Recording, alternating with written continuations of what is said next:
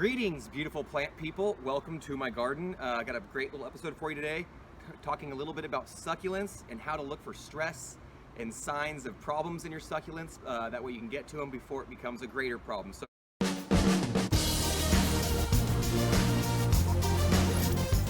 right here in front of me, and I'm going to show you a closer look here in a second.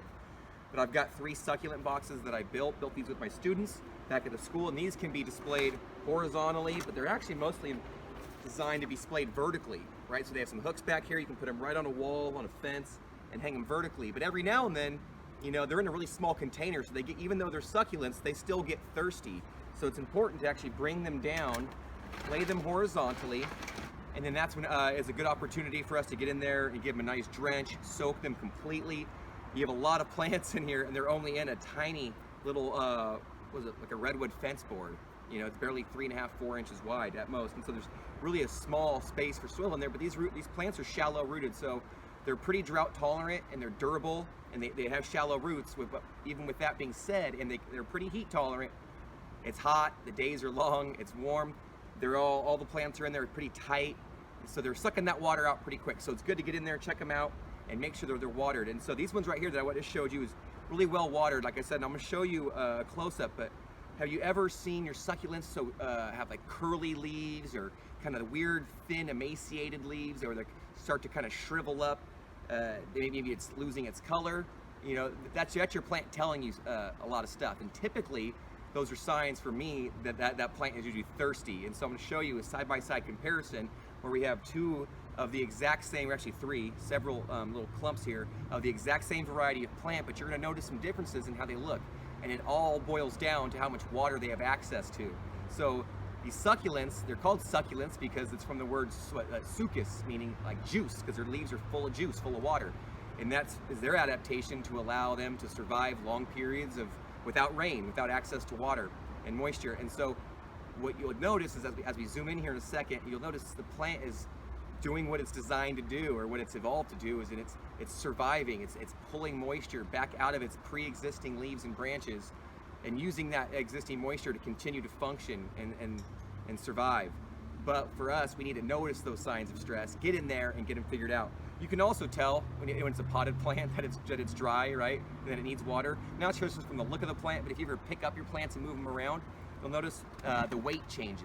When you have plants and it's well watered and saturated, you'll notice there's just a massive, just noticeable change. Water is heavy, it tends to be quite heavy and noticeable. So when wet soil is wet, it tends to be quite heavier than when dry soil is dry. But let me show you a closer look up.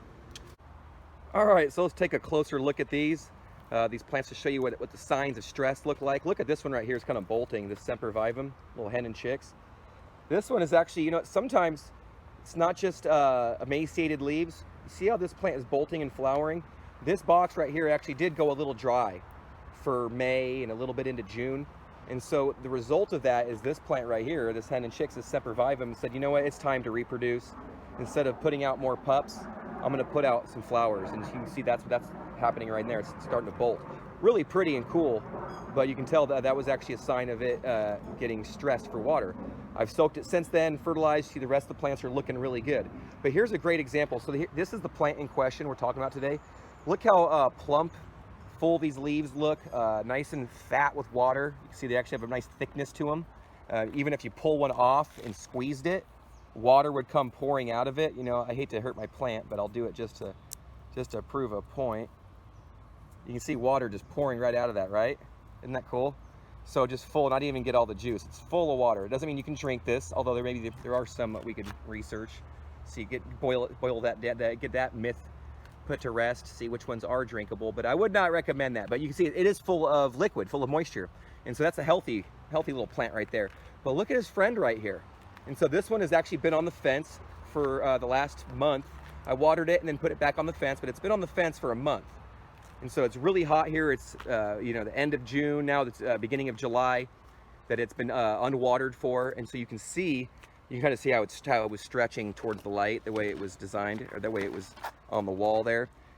So you can see it's kind of stretching towards the sun. But look at these branches right here, and I'm gonna show you this. This is how I know it's really light to the touch as well. But first of all, some of my greener little trailers that do require a little bit more water, they're roasted, so they're not looking too happy. You can even see his friend right here starting to Starting to lose some leaves on the bottom end, which can be, you know, not always a sign of stress, but sometimes just this new growth. But those ones are dropping off, and you can see that the leaves are a little bit pale in color, and they start to shrivel up a little bit and get real thin. When this one's happy and healthy, it's got real thick, fat, chubby little leaves too. But let's get back to this one in question right here. And so you can see, compared to that first one we noticed, the first specimen, look at this one's leaves are thin, super thin. All right, check that out. Super thin little leaf. Really kind of emaciated a little bit. I can almost touch my fingers through it. I can't even feel any liquid in there. It's actually, so you can tell that the plant is sucking water from itself to survive, to keep its core going. And that is not good. And you can actually tell the difference here. Let me get to its friend here. So go back to a healthy version. So here's the same exact plant, same cultivar. They were actually taken from cuttings from the same mother. But this one, you see its leaves are a bit plumper, thicker, a little fuller, and you know, and the color is quite a bit different. I don't know if that's picking up on the camera or not, but for me in real life, I can definitely see that the color in this specimen here is just quite bleached out, kind of, it's paler, it's a little more dull, whereas his friend here, it's actually his sibling, his twin, is brightly you know, colored up. Like I said, the leaves are nice and thick and plump and fat and looking good.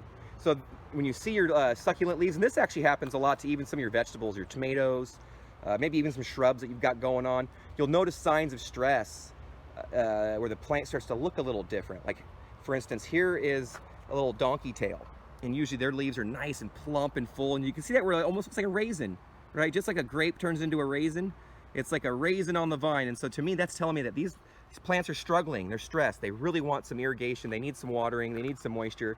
And I guarantee you, as soon as we give it to them, they're gonna love it. They'll actually plump right back up, they'll get their color right back in their cheeks, and it'll be great to see. But I'm just trying to, you know, put this out there for folks that are growing at home. Sometimes you notice maybe something's off, or you think, oh, well, that's a cactus, or that's a succulent plant, or that plant's, you know, just check them. You know, some plants can get, you know, if you avoid the stress to begin with, all the other problems that come along with pests and disease, those sometimes aren't much of a problem if you can oftentimes avoid that stress to begin with. And so try to make, you know, good practices, get into good patterns, and really just be observant. You know, to me, the best growers and gardeners that I've met are folks that just spend time around their plants, and they're actually, you know, cognizant, they're aware, they're mindful when they're with their plants.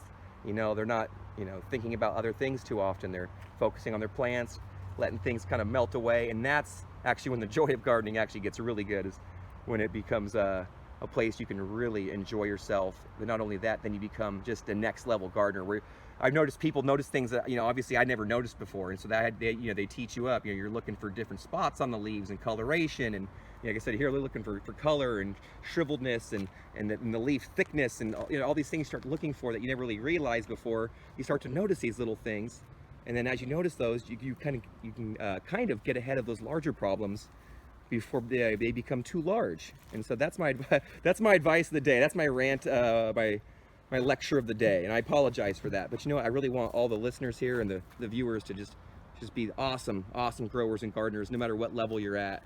Just really always be on the hunt to step up your game and learn a bit. But yeah, so if you start seeing curly leaves, you know, that's a stress in your plant. Like I said, other plants can do it, but this is an example of a succulent that's stressed out, and even drought tolerant succulents can get stressed out.